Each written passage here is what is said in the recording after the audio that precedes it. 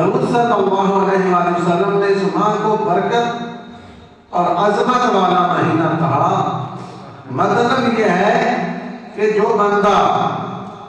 اس کے لمحات اور اوقات میں نیک عمل کرتا ہے، جو بندہ اس رمضان کے جو وقت ہیں، اوقات ہیں، دن ہیں، ان کے اندر جو بندہ اپنے مولا کی عبادت کرتا ہے، نیک صالح اعمال کرتا ہے، اس اعمال کرنے کی صدقے کی عظیم مہینہ اس لیے ہے کہ اگر آپ اس مہینے میں عبادت کریں گے، نیک عمل کریں گے، اس مہینے کی برکت یہ ہے کہ یہ آپ کو عظیم بنا دے گا، آپ کو بڑا بنا دے گا۔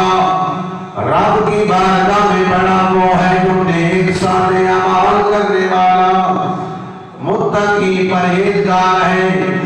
اللہ کی بارگاہ میں وہی بڑا ہے۔ تو اللہ کے اس مہینے میں جو برکتیں بندہ حاصل کرے گا، عبادت کرے گا،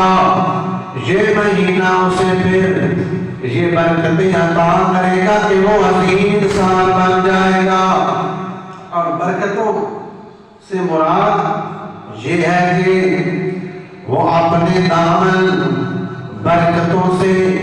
نیکیوں سے اپنی جھولیوں کو بھر لے گا۔ ماہ رمضان اس کے نیک ثواب جو ہے اسے اس میں نیک عملوں کا